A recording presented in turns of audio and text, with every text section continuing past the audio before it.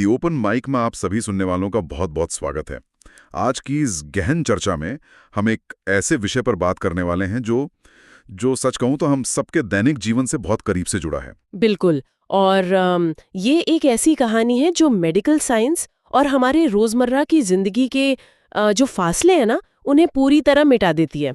Exactly. और आज का हमारा जो मुख्य सोर्स है वो डेली मेल के रिपोर्टर रॉबर्ट फोल्कर की एक बेहद चौंकाने वाली रिपोर्ट है। हाँ, रॉबर्ट फोल्कर की वो रिपोर्ट जिसमें उन्होंने 56 वर्षीय मंजीत सांघा की कहानी को कवर किया है। मंजीत सांघा, सही कहा। और आज का हमारा जो मिशन है इस चर्चा का, वो यही समझना है कि कैसे एकदम सामान्य सी लगने वाली घटना एक इतनी खतरनाक, मतलब जानलेवा मेडिकल इमरजेंसी में बदल सकती है। और मैं बता दूं कि ये केस स्टडी सिर्फ एक मेडिकल घटना नहीं है, बल्कि ये हमारे शरीर की उस बहुत ही बारीक और संवेदनशील कार्य प्रणाली को समझने का जरिया है जिसे हम अक्सर इग्नोर कर देते हैं। बिल्कुल। मतलब हम सोचते हैं कि हमारा शरीर तो बस काम कर ही रहा है। हाँ, पर जब हम मंजीत की इस कहानी को गहराई से देखते हैं तो पता चलता है कि एक स्वस्थ इंसान और मल्टी ऑर्गन फेलियर के बीच का फासला कितना छोटा हो सकता है। बहुत ही छोटा। तो ठीक है, आइए इसे विस्तार से समझते हैं। जी, मैं इस घटना की टाइमलाइन से शुरू करना चाहूंगा क्योंकि ये टाइमलाइन इस सबसे ज्यादा ध्यान खींचती है। जी बिल्कुल। शनिवार से शुरू करते हैं। शनिवार, एक बिल्कुल नॉर्मल वीकेंड। मंजीत आराम से अपने पालतू कुत्ते के साथ खेल रही थी, जो कि दुनिया भर में लाखों लोग करते हैं। लाखों घरों में होता है ये। इसमें कुछ भी असामान्य नहीं था, लेकिन रविवार दोपहर तक उन्हें खराब लगने लगा। उनकी तबीयत बिगड़ने लगी। और यहाँ ध्यान देने वाली बात यह है कि इसके बावजूद वो रविवार को अपने काम पर गईं। मतलब शुरुआती लक्षणों को उन्होंने शायद सामान्य थकान मान लिया। देखिए, चिकित्सा विज्ञान के नजरिए से बताऊं तो ये बहुत आम बात है। लोग अक्सर शुरुआती शरीर दर्द या थकान को बस काम का स्ट्रेस या कोई नॉर्मल वायरल मानकर नजरअंदाज कर देते हैं। हाँ, हम सब करते हैं ऐसा। अरे कुछ नहीं, बस थकान होगी वाला एटीट्यूड। बिल्कुल। और इसे ही हम मेडिकल भाषा में डिलेड प्रेजेंटेशन कहते हैं। Delayed presentation? हाँ, क्योंकि सेप्सिस या जो गंभीर ब्लड इन्फेक्शन होता है उसके शुरुआती लक्षण बिल्कुल फ्लू जैसे लगते हैं। थकान, हल्का बुखार, मांसपेशियों में दर्द। तो किसी को भी लगेगा कि ये फ्लू है।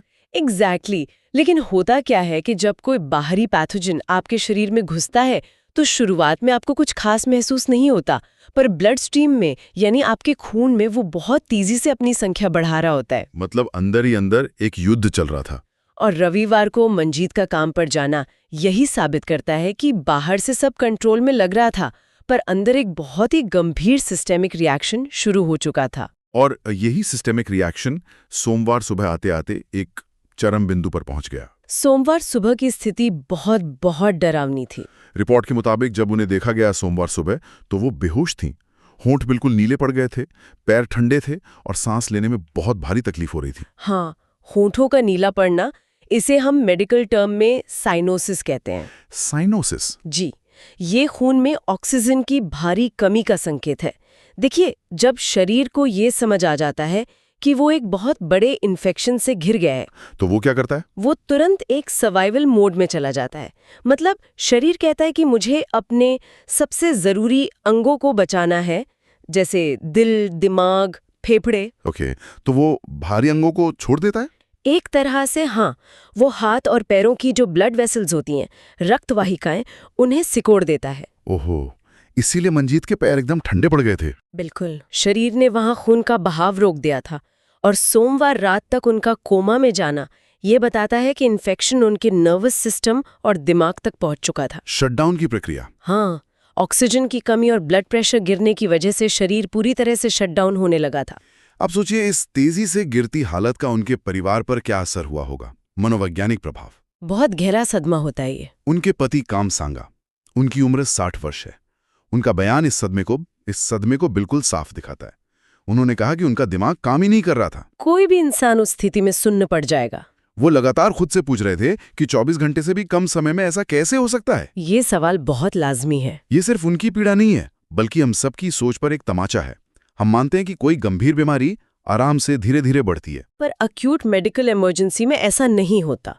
जब आप अपने किसी करीबी को जो 24 घंटे पहले बिल्कुल स्वस्थ था, उसे अचानक लाइफ सपोर्ट पर देखते हैं तो दिमाग उस स्पीड को प्रोसेस ही नहीं कर पाता। हाँ, वो स्पीड। काम सांघा का ये सवाल हमें ये याद दिलाता है कि बैक्टीरिया या माइक्रोबायोलॉजी का जो टाइम स्केल है वो इंसानी जिंदगी के टाइम स्केल से बहुत ज़्यादा तेज़ है। बैक्टीरिया के मल्टीप्लाई होने की स्पीड? एग्जैक्टली बैक्टीरिया इतनी तेज़ी से दोगुना होता है और हमारा इम्यून सिस्टम इतनी तेज़ रिएक्ट करता है कि कुछ ही घंटों के अंदर पूरा का पूरा सिस्टम कोलैप्स हो सकता है। और अब आते हैं उस वजह पर जिसने डॉक्टरों को भी हैरान किया और जो हमारी इस चर्चा का सबसे अहम पॉइंट है। वो कारण जो बहुत ही मामूली लगता है। डॉक्टरों के मुताबिक इस पूरी जानलेवा स्थिति की शुरुआत कहाँ से हुई? मंजीत के शरीर पर एक छोटा सा घाव था, एक कट, और उनके कुत्ते ने उस कट पर चाट लिया था। बस इतनी सी बात। प्यार जताने का तरीका है ये, एकदम हानि रहित लगता है। लेकिन उस लार के जरिए, उस सलाइवा के जरिए एक बैक्टीरिया उनके शरीर में चला गया, जिसने ये पूरी चेन ट्रिगर कर दी। देखिए, जानवरों के मुंह का जो फ्लोरा है, मतलब वहाँ का जो वातावरण है, और इंसानी शरीर का वातावरण, दोनों बहुत अलग हैं। कुत्तों के मुंह में अक्सर कौन सा बैक्टीरिया होता है? कैप्नोसाइटोफागा। कैप्नोसाइटोफागा। हाँ, और कुत्तों के लिए ये पूरी तरह से नॉर्मल और सुरक्षित है, उन्हें इससे कोई नुकसान नहीं होता। लेकिन जब यही इंसान के खून में चला जाए तो ये हमारी प्रतिरक्षा प्रणाली के लिए एक अनजान और बहुत बड़ा खतरा बन जाता है। और सच कहूं तो यहाँ असली समस्या वो बैक्टीरिया नहीं था। बैक्टीरिया नहीं था तो फिर क्या था? असली समस्या थी मंजीत के शरीर की अपनी प्रतिक्रिया, जिसे हम सेप्सिस कहते हैं। सेप्सिस? तो यहाँ जो बात सबसे हैरान करने वाली है वो ये है कि सेप्सिस असल में शरीर का अपना ही ओवर रिएक्शन है। बिल्कुल, जब हमारे इम्यून सिस्टम को पता चलता है कि खून में इन्फेक्शन है तो वो साइटोकाइन नाम का एक केमिकल छोड़ता है इन्फेक्शन से लड़ने के लिए। हाँ, पर सेप्सिस में ये प्रक्रिया बेकाबू हो जाती है। इसे साइटोकाइन स्टॉर्म कहते हैं। Cytokine storm? मतलब ये ऐसा है जैसे मान लीजिए शहर की पुलिस है, उसे अपने ही शहर को अपराधियों से बचाना है और वो पूरे शहर पर ही बमबारी करना शुरू कर दे। ये बहुत ही सटीक उदाहरण दिया आपने। इस बमबारी में शहर ही तबाह हो जाता है। बाप रे! साइटोकाइन स्टॉर्म के कारण हमारी ब्लड वेसल्स चौड़ी हो जाती हैं और उनमें से फ्लूइड यानी तरल पदार्थ रिसने लगता है, जिससे ब्लड प्रेशर एकदम से गिर जाता होगा। खतरनाक स्तर तक गिर जाता है और इसी वजह से अंगों तक ऑक्सीजन नहीं पहुंच पाती। और फिर ब्लड क्लॉट्स भी तो बनते हैं ना? हाँ, शरीर भर के छोटी छोटी रक्त वाहिकाओं में खून के थक्के जमने लगते हैं।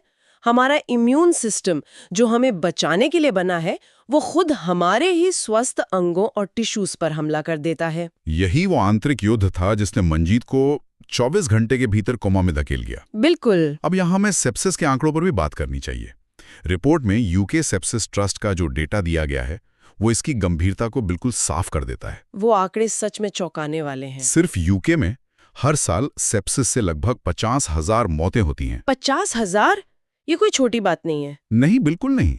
ये साबित करता है कि सेप्सिस कोई रेयर बीमारी नहीं है। ये हेल्थ केयर सिस्टम के सामने सबसे बड़ी चुनौतियों में से एक है। और इतनी मौतों का कारण क्या है?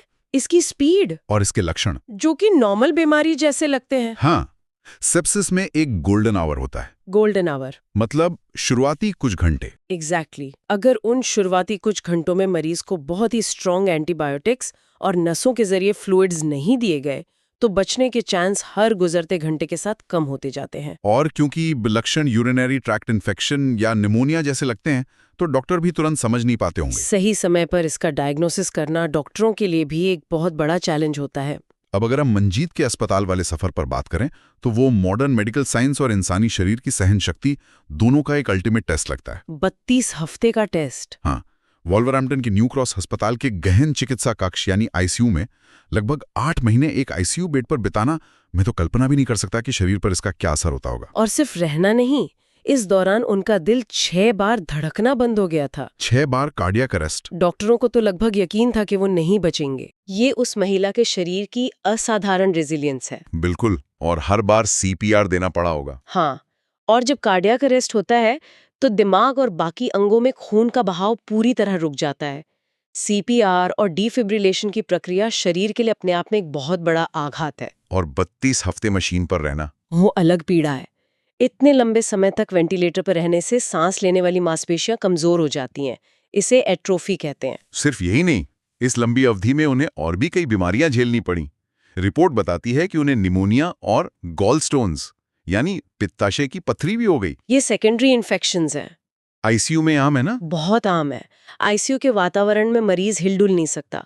उसकी इम्यूनिटी पहले ही खत्म हो चुकी होती है, तो निमोनिया आसानी से पकड़ लेता है। और ये गॉलस्टोन्स की समस्या कैसे हुई? देखिए, जब कोई इंसान महीनों तक सामान्य रूप से खाना नहीं खाता और उसे नसों के जरिए न्यूट्रिशन दिया जाता है, टोटल पेरेंटल न्यूट्रिशन जैसे कहते हैं। हाँ, तो ऐसे में पित्ताशय या गॉल ब्लैडर अपना नॉर्मल काम नहीं करता, जिससे वहां पथरी बनने का खतरा बहुत बढ़ जाता है। मतलब शरीर एक साथ कई मोर्चों पर लड़ रहा था, बैक्टीरिया से, खुद के इम्यून सिस्टम से और आईसीयू में रहने के साइड इफेक्ट से भी। और इसी लंबे संघर्ष ने उनके बाहरी अंगों को सबसे ज्यादा नुकसान पहुंचाया। तो इस सब का असल मतलब क्या है? जब हम बाहरी अंगों के नुकसान की बात करते हैं तो हमें सेप्सिस के उस सबसे भयानक नतीजे पर आना पड़ता है। वो सर्जिकल निर्णय। हाँ, जब शरीर ने अपने मुख्य अंगों को बचाने के लिए खून का बहाव रोक दिया था, तो उन बाहरी अंगों में ऑक्सीजन की कमी हो गई। और वो टिश्यूज मरने लगे, जिसे नेक्रोसिस कहते हैं। नेक्रोसिस इन्फेक्शन को पूरे शरीर में फैलने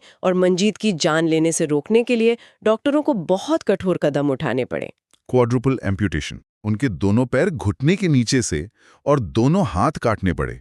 ये एक ऐसा फैसला है जो डॉक्टर सिर्फ तब लेते हैं जब कोई और रास्ता ना बचा हो।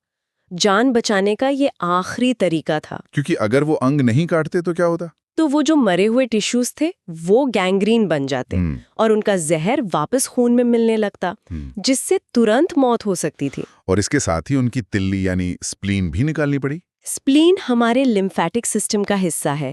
ये खून को फिल्टर करने और इन्फेक्शन से लड़ने का काम करता है। तो वो ओवरवर्क कर रही होगी। बिल्कुल, जब खून में इतना भारी इन्फेक्शन होता है तो स्प्लीन सूज जाती है या पूरी तरह डैमेज हो जाती है। इसीलिए स्प्लेनेक्टोमी यानी उसे निकालने की जरूरत पड़ी होगी।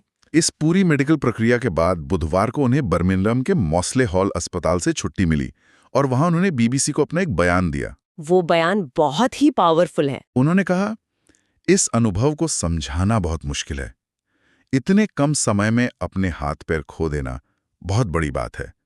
ये बहुत गंभीर है और इसे हल्के में नहीं लिया जाना चाहिए। उनके ये शब्द उनके मानसिक संघर्ष को दिखाते हैं। एक पल में इंसान आत्मनिर्भर था और अगले पल पूरी तरह दूसरों पर निर्भर। ये जो बॉडी इमेज ऑल्टरेशन है ना, अचानक शरीर का ऐसा नुकसान, इसे स्वीकार करना शायद शारीरिक दर्द से भी ज्यादा मुश्किल होता है। हमारा दिमाग इस बदलाव को इतनी जल्दी प्रोसेस नहीं कर पाता। और उनका ये कहना कि इसे हल्के में नहीं लिया जाना चाहिए, ये हम सब के लिए एक चेतावनी है। ये हेल्थ लिटरेसी का महत्व बताता है। छोटी सी चोट या शुरुआती लक्षणों को इग्नोर करना कितना भारी पड़ सकता है, ये उसका सीधा उदाहरण है। बिल्कुल, लेकिन अगर हम इसे व्यापक संदर्भ से जोड़ें तो इस पूरी दुखद यात्रा में एक बहुत ही खूबसूरत और पॉजिटिव चीज भी देखने को मिली। वो है मानवीय जज्बा और उनके पति का सपोर्ट। काम सांघा का समर्पण। वो स्क्रूफिक्स में डिस्ट्रीब्यूशन का काम करते हैं और अपनी पत्नी की देखभाल के लिए वो पिछले 7 महीने से छुट्टी पर हैं। 7 महीने एक पार्टनर के लिए अपना काम, अपनी पूरी जिंदगी रोककर पूरी तरह केयरगिवर बन जाना बहुत बड़ा त्याग है। ये एक केयरगिवर की लाइफ कितनी मुश्किल होती है ना, भावनात्मक और शारीरिक दोनों तरह से ये आपको तोड़ सकता है। 7 महीने तक आईसीयू मॉनिटर की उन बीप की आवाजों के बीच रहना, डॉक्टरों से बार बार बुरी खबरें सुनना और फिर भी अपनी पत्नी के सामने मुस्कुराते रहना, इसके लिए सच में असाधारण मानसिक ताकत चाहिए। काम सांघा ने कहा था ना कि मंजीत बहुत मजबूत है और उन्होंने हर दिन सबको गलत साबित किया। हाँ, डॉक्टरों को भी। ये दिखाता है कि जहां मेडिकल साइंस अपनी लिमिट मान लेता है, वहां मरीज की विल पावर, जीने की इच्छा एक बहुत बड़ा चमत्कार कर सकती है। और इसी विल पावर का, इसी प्यार का सबसे बड़ा उदाहरण वो पल था जब इस जोड़े ने अपनी 37वीं शादी की सालगिरह उसी अस्पताल में मनाई। 37 साल का साथ। अस्पताल का वो कमरा सिर्फ एक मरीजों का कमरा नहीं था उस दिन, वो उनके अटूट विश्वास और प्यार का केंद्र बन गया था। बहुत ही मार्मिक पल है ये। मशीनें और दवाइयां सिर्फ आपके शरीर को जिंदा रखती हैं, पर जो चीज आपको अंदर से हील करती है वो यही इमोशनल सपोर्ट है। जब किसी इंसान के चारों अंग चले जाएं, तो उसे ये एहसास दिलाना कि तुम आज भी मेरे लिए उतनी ही कीमती हो, यही उनकी रिकवरी का सबसे अहम हिस्सा है। अब अगर हम मंजीत के भविष्य की बात करें